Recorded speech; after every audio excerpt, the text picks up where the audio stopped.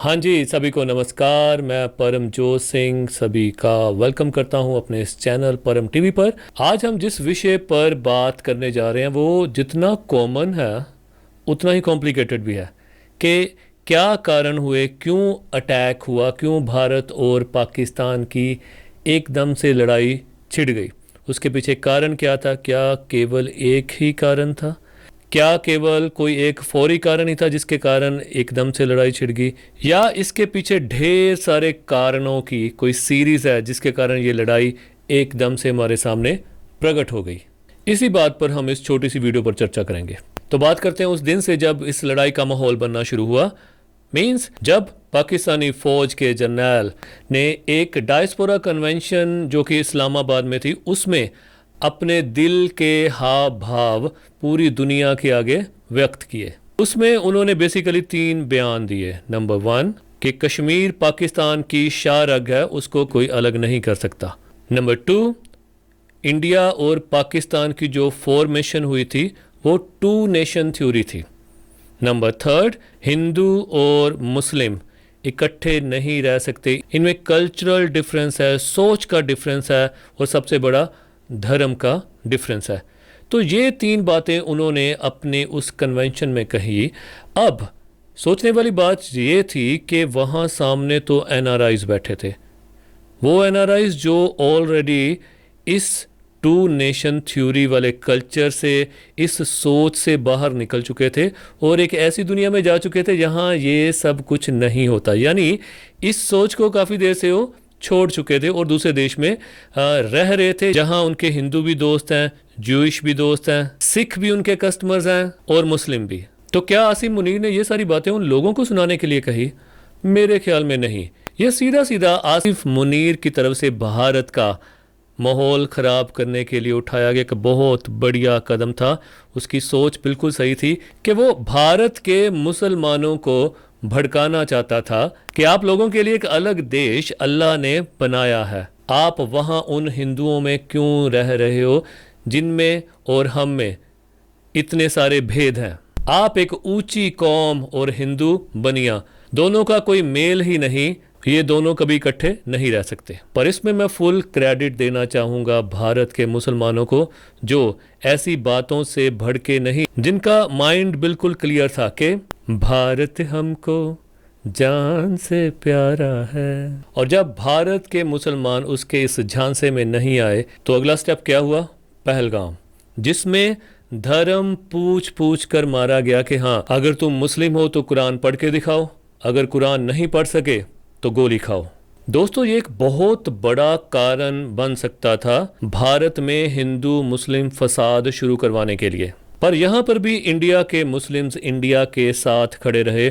उन्होंने दिखाया कि जब भारत पर बात आएगी तो हिंदू मुस्लिम भाई भाई खड़े होकर इसका मुकाबला करेंगे। पर वहाँ पहलगाम में जब एक महिला ने कहा कि तुमने मेरे पति को तो मार दिया है, मुझे भी मार दो, तो उसने बोला मैं तुम्हें नहीं मारा, कि तुम जाके मोदी को मैसेज दे दो कि कश्मीर हमारी शाह रग है। अब यहाँ पर भारत ने कहा बस, सबसे पहले इंडो सिंध जो पानी का समझौता था उस ट्रीटी को पहले ख़त्म किया, वैनिश किया और पाकिस्तान का पानी बंद किया। नंबर 2, सभी पाकिस्तानियों को बोला कि इंडिया को 1 हफ्ते में खाली कर दो। ये और बात है कि कई और राज हमारे सामने आने लगे। कितने पाकिस्तानी इलीगली यहाँ पर रह रहे थे, कईयों ने यहाँ पर शादी भी करवा ली, फिर भी अपनी जो नेशनैलिटी है वो इंडियन नहीं की, वो अपना पाकिस्तान पासपोर्ट लेकर ही यहाँ पर रह रहे थे। और कईयों ने तो आधार कार्ड, वोटर कार्ड सब कुछ बनाया हुआ था। ये एक अलग बहस है, इस पे भी हम किसी और दिन जो है चर्चा करेंगे कि कितनी कितनी जनरेशन्स यहाँ पल बढ़ गई और इंडिया को पता ही नहीं चला। चलो, ये भी अच्छा हुआ कि ये सारी चीज़ें हमारे सामने आई। अब इस पे भी कोई ना कोई एक्शन ज़रूर होना चाहिए ताकि हमारी देश की जो इंटरनल सिक्योरिटी है उस पर भी हम नज़र रख सकें। इसके बाद ऐसे कई और प्रतिबंध लगाए गए। जो थोड़ा बहुत ट्रेड चल रहा था पाकिस्तान के साथ वो कम्प्लीटली बंद किया और यूट्यूब चैनल्स बंद किए और जो टीवी चैनल आ रहे थे और सभी का आना जाना यहाँ पर बंद किया और बहुत कुछ हुआ जो कि आप पीछे न्यूज़ में सुनते रहे हैं। पर क्या ये सब कुछ काफ़ी था? पाकिस्तान को सबक सिखाने के लिए? मोदी जी के दिमाग में कुछ और ही चल रहा था। जब इतने दिन बीत गए, कुछ काइनेटिक, कुछ मिलिट्री एक्शन नहीं हुआ, तो पाकिस्तान में काफ़ी लोग इसको मोदी की कमज़ोरी समझने लगे। पर जैसे कहते हैं ना कि अगर हम 2 कदम पीछे हटते हैं तो उसका मतलब ये नहीं है कि हम डर गए। 2 कदम पीछे इसलिए हटे ताकि एक लंबी छलांग लगाई जा सके। पाकिस्तान पर सीधा 9 एयर स्ट्राइक की गई, जिसमें अलग अलग टेररिस्ट ठिकानों पर गोलाबारी की गई, जिसमें पाकिस्तान की तरफ से दावा किया गया कि 26-27 सिविलियंस जो है वो मार गिराए गए पाकिस्तान के भारत की तरफ से। और इधर भारत का ये दावा था कि हमने ये अटैक बड़ा प्रिसाइजली किया है, बड़ा नपातुला किया है, जिसमें सिर्फ और सिर्फ हमने इनके आतंकी ठिकानों पर ही निशाना लगाया है। तो भारत ने भी ये साफ किया कि इसको युद्ध ना समझा जाए, क्योंकि हमने पाकिस्तान के द्वारा की गई एक आतंकी कार्रवाई का जवाब उसके आतंक के ठिकानों को नष्ट करके दिया है। पर पाकिस्तान की आतंक की डेफिनेशन और है। वो इनको आतंकी नहीं समझते, वो इनको समाज सुधारक समझते हैं, वो इनको सबसे बढ़िया मुसलमान समझते हैं जो कि इनकी कौम की रहनुमाई कर रहे हैं। और ऐसे लोगों का पाकिस्तान में काफ़ी होल्ड है।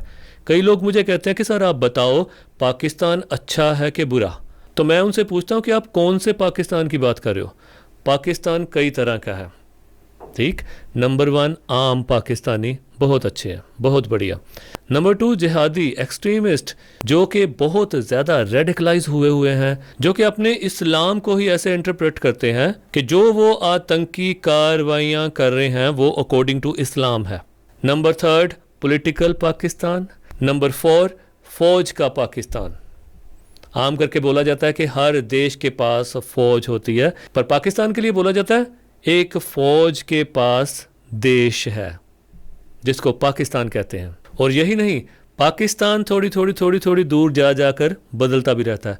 पंजाब में आपको और तरह का पाकिस्तान मिलेगा, बलोच जाएंगे और तरह का पाकिस्तान मिलेगा, जहाँ ज़्यादा पठान रहते हैं वहाँ कोई और तरह का पाकिस्तान आपको मिलेगा।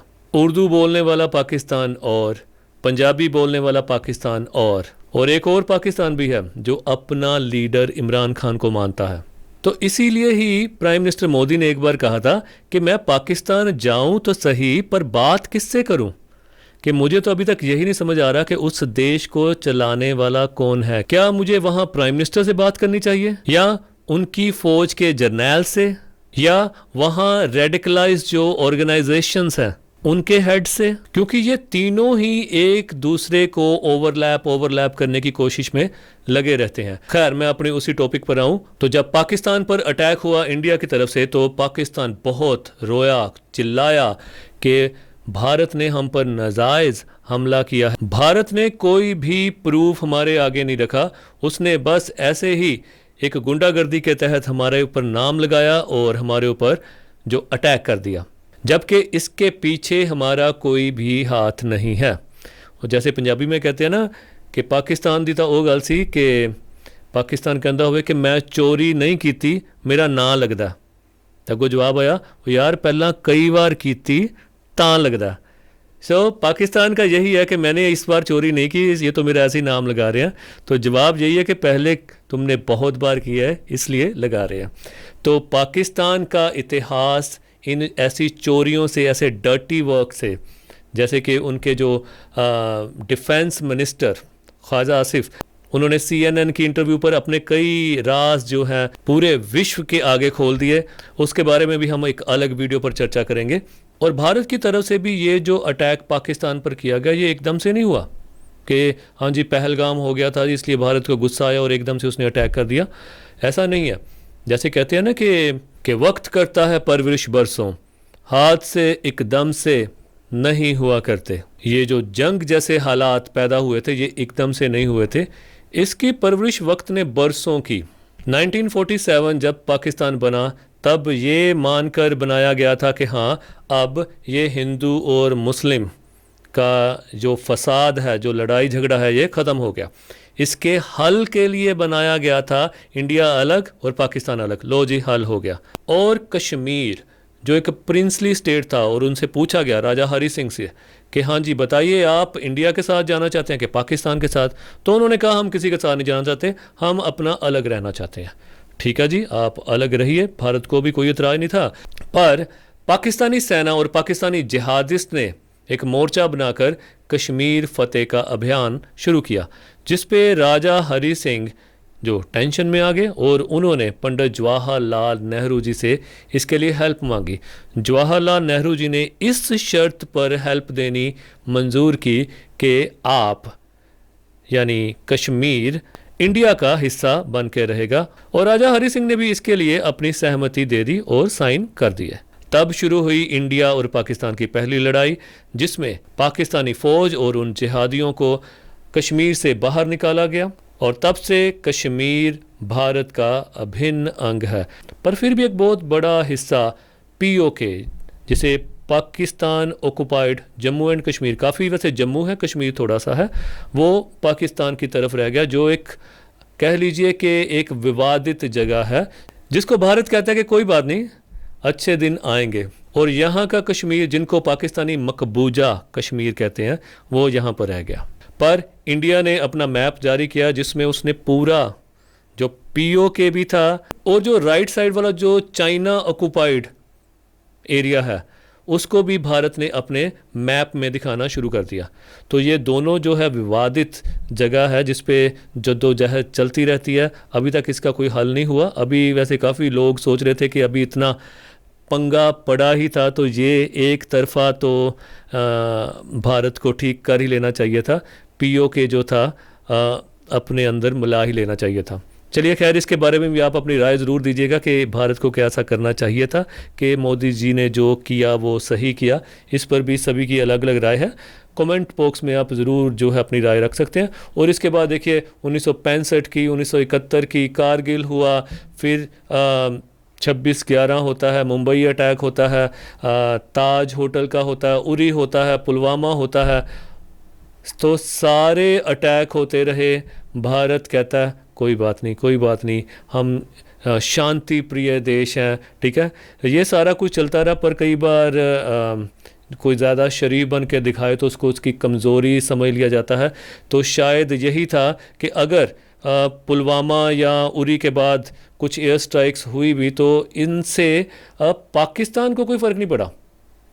उनके तो जिहादिस्ट हमने मारे, उनको तो कोई फ़र्क नहीं पड़ता इससे कि और मार जाएं, कोई बात नहीं, क्योंकि उनकी जिहादिस्ट वहाँ तो फैक्ट्री लगी हुई है जो लगातार उनके मदरसों में रेडिकलाइज हो रहे हैं, जिनको ये ब्रेन वॉश किया जाता है कि सबसे निचले दर्जे की चीज़ है इंसानियत और सबसे ऊपरले दर्जे की चीज़ है दूसरे को अपने धर्म में एंटर करवाना, बाय हुक और बाय क्रुक, चाहे कैसे भी करवा दो।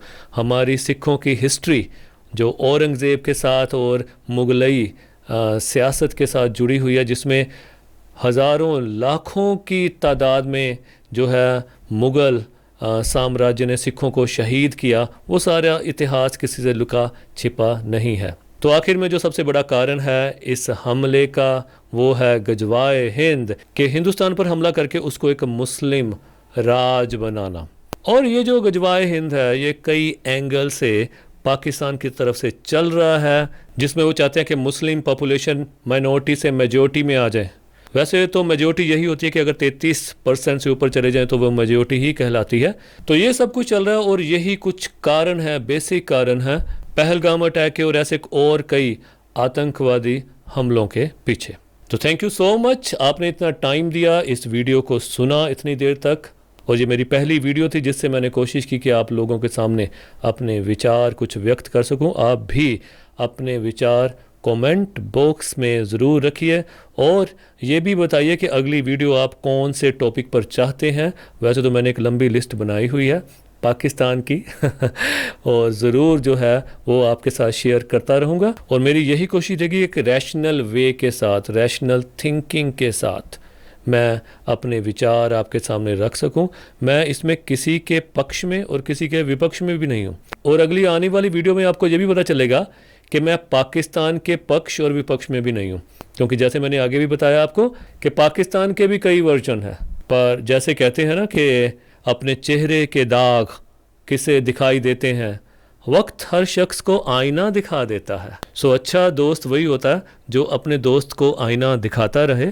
तो पाकिस्तान हमारा दोस्त है, सबसे अच्छे वाला दोस्त है। कहते हैं कि पड़ोसियों से बनाकर रखनी चाहिए, सबसे पहले यही काम आते हैं। पर हम चाहते हैं कि हमारा पड़ोसी भी तरक्की करे, वहाँ भी शांति हो, क्योंकि वहाँ अगर शांति होगी तो यहाँ हमारे शांति रहेगी। तो हम उनके भी सरबत दे भले दी कामना करते हैं। सो उनके लिए भी हम वाहिगुरू के आगे अरदास करते हैं कि वहाँ भी शांति रहे, वहाँ भी सुख और सरबत दा भला रहे। Thank you so much. मिलते हैं अगली वीडियो में।